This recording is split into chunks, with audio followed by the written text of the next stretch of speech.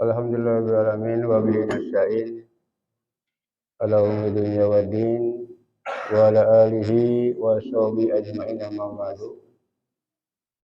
Jamaah salat tarawih yang dimuliakan oleh Allah Subhanahu wa taala.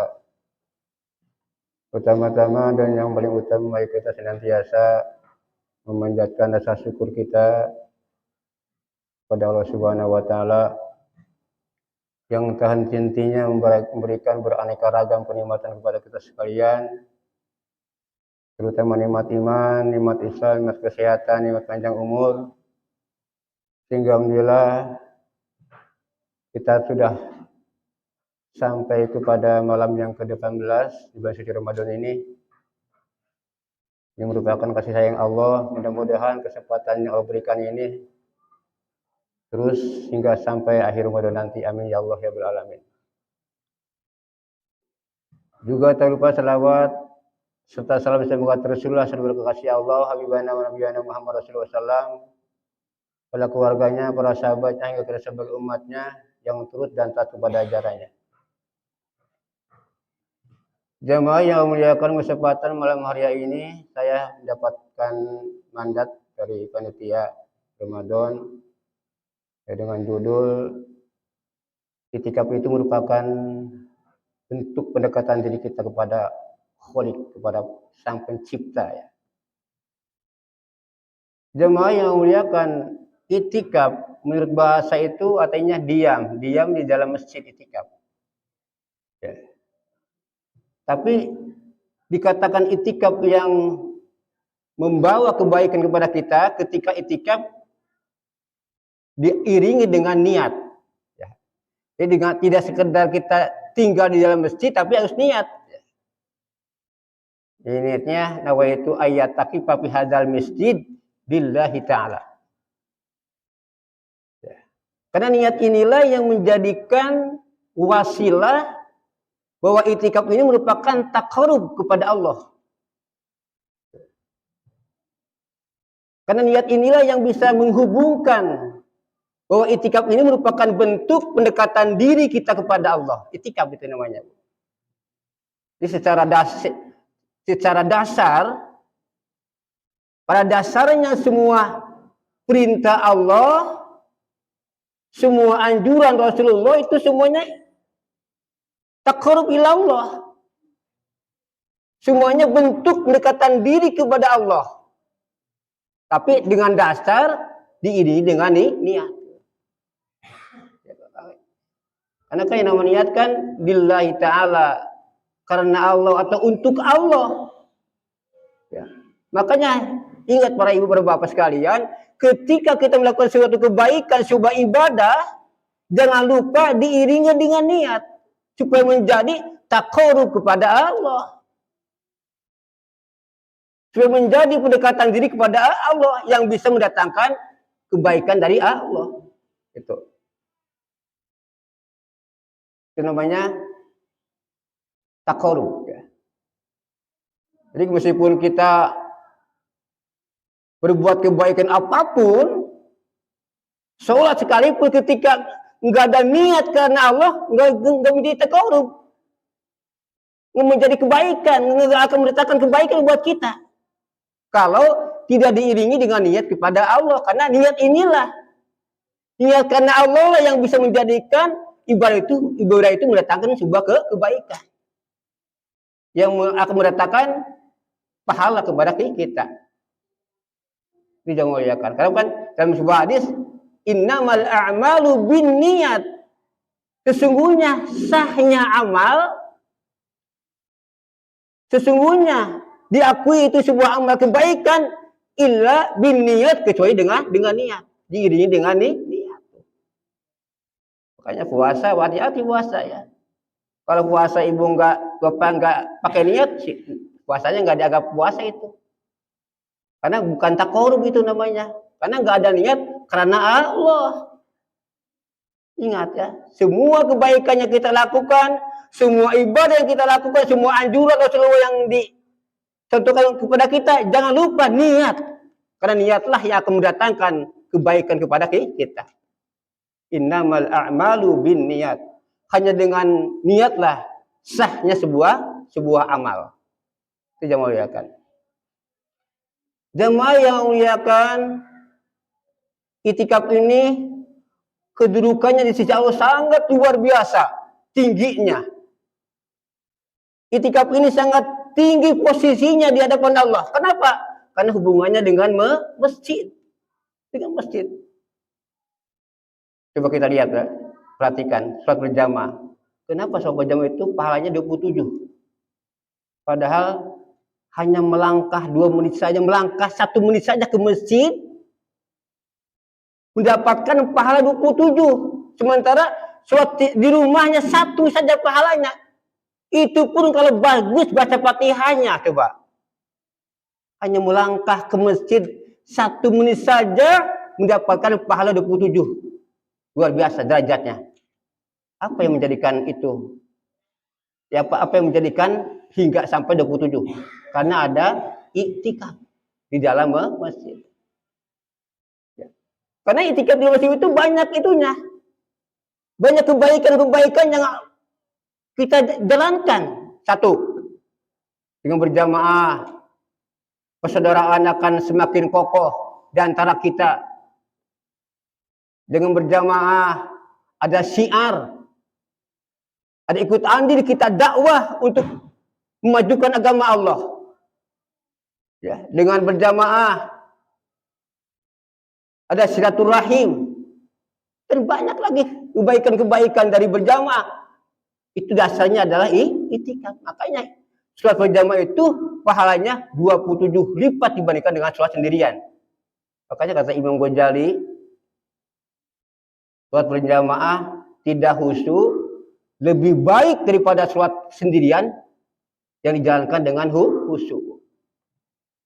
Ya, khusyuk itu artinya kan kalau misalkan ibu-ibu ketika sholat ingat jemuran nih, takut kehujanan, nah itu nggak khusyuk tuh. Berarti ada pikiran selain kepada Allah. Atau misalkan bapak-bapak nih, ketika sholat ada motor di luar belum sempat dimasukin, ingat motor loh, takut ada maling nih. Nah itu namanya nggak khusyuk itu. Jadi ada bayangan selain bayangan Allah. Itulah. Bahkan dalam sebuah firman Allah, innama ya'muru masajidallah man amana billahi wa yaumil akhir. Coba Allah saja berfirman, sesungguhnya orang yang memakmurkan masjid, orang yang meramaikan masjid hanyalah orang-orang yang beriman kepada Allah dan beriman kepada hari akhir. Jadi kita harus menyaksikan ya, kalau ada orang yang rajin ke masjid, orang yang rajin itikaf dalam masjid, saksikan bahwa dia itu orang yang beriman kepada Allah. Saksikan bahwa mereka orang-orang yang beriman kepada hari akhir. Orang-orang yang rajin ke masjid. Karena Allah sudah mengakui bahwa orang-orang yang meramaikan masjid, yang memakukan masjid adalah orang-orang yang beriman kepada Allah. Maka marilah makmurkan masjid ini, ya. Ramaikan masjid ini dengan berbagai kegiatan apapun hanya dalam masjid. Karena Rasulullah SAW itu masjid itu sentral kegiatan Islam. Majlis taklim, tempat musyawarah, tempat semua urusan agama selalu diadakan di dalam masjid. Itu ya kan. Bahkan dari sebuah hadis Nabi dijelaskan, yang muliakan ada 7 golongan di alam mahsyar nanti yang tidak ada pertolongan selain pertolongan Allah, yang tidak ada naungan selain naungan Allah. Yang keadaan di dalam masa nanti yang muliakan bisa kita perhatikan dalam surat Abasa. Yauma yafirul mar'u min akhihi wa ummihi wa abihi wa sahibatihi wa akhihi wa fasilatihi allati tuhwi wa ma yugni anhu yugni. Pada hari itu, pada hari alam masa nanti, seseorang meninggalkan saudaranya, seseorang meninggalkan ibunya, meninggalkan ayahnya, meninggalkan orang-orang yang paling dicintai dalam hidupnya. Semua ditinggalkan, lari terbirit-birit, terpecah, entah kemana tujuannya. Kenapa? Karena mereka hanya memikirkan persoalannya sendiri-sendiri. sudah enggak, anak-anak sudah mengapedulikan ibunya. Ibu juga tidak mempedulikan anak-anaknya. Suami tidak mempedulikan istrinya tidak mempedulikan suaminya. Karena yang ada di benaknya, yang ada dalam pikirannya, menyelamatkan diri sendiri di hadapan Allah Subhanahu wa taala dalam masa nanti. Itu ada, Bu. Ada golongan yang tenang-tenang saja, yang nyaman-nyaman saja, yang tidak ada rasa takut dan tidak ada rasa kekhawatiran pada waktu itu, nggak ada. Nggak ada kebingungan, nggak ada. Bahkan semua masa kepanasan pada waktu itu. Ini nyaman-nyaman saja. Siapa dia? Salah satu di antara yang 7 golongan itu adalah Rajulun qalbuhu yata'allaqu bil masajid. Seorang laki-laki yang hatinya selalu terpaut ke dalam masjid. Coba jangan muliakan. Yang akan mendapat payung Allah, yang akan mendapat perlindungan Allah dalam masa nanti yang tidak ada perlindungan selain perlindungan Allah.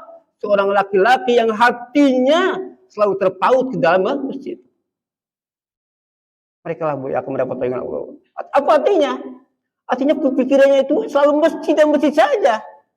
Ketika di kantor, di sawah, ya, di sekolah dan sebagainya, dan berbagai keadaan yang dipikirkan bagaimana memakmurkan masjid, bagaimana meramaikan masjid, karena masjidlah sentra daripada kemajuan umat Islam.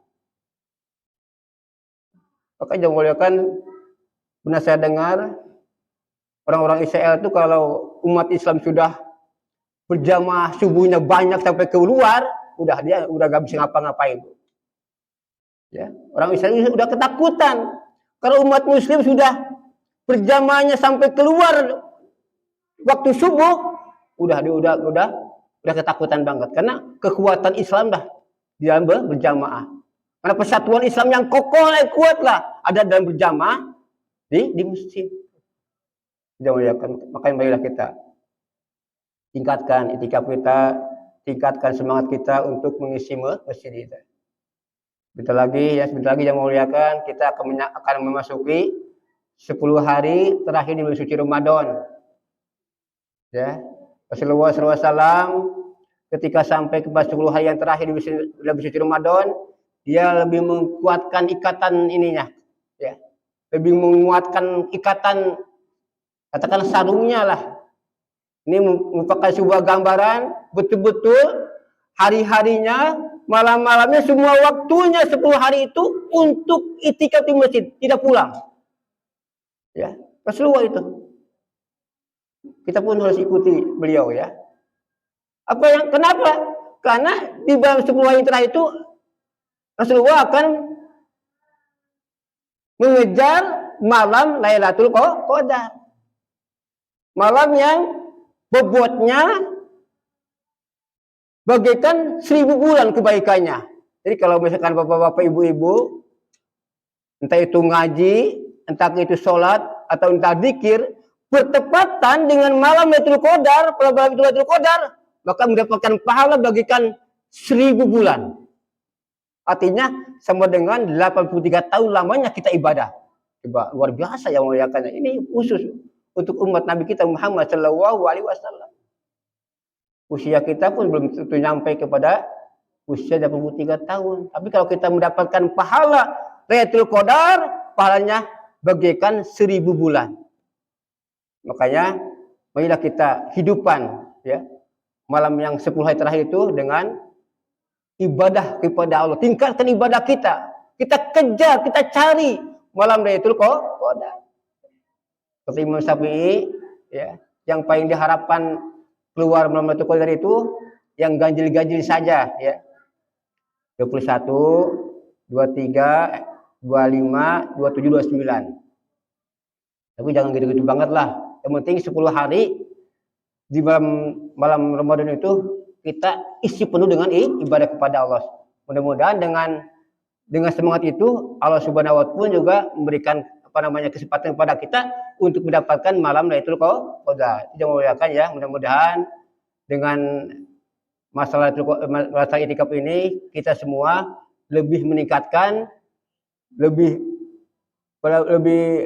memokuskan lagi untuk menghidupkan malam-malam 10 hari yang terakhir di suci Ramadan ya. Supaya kita mendapatkan malam Lailatul Qadar. Itu yang akan disampaikan.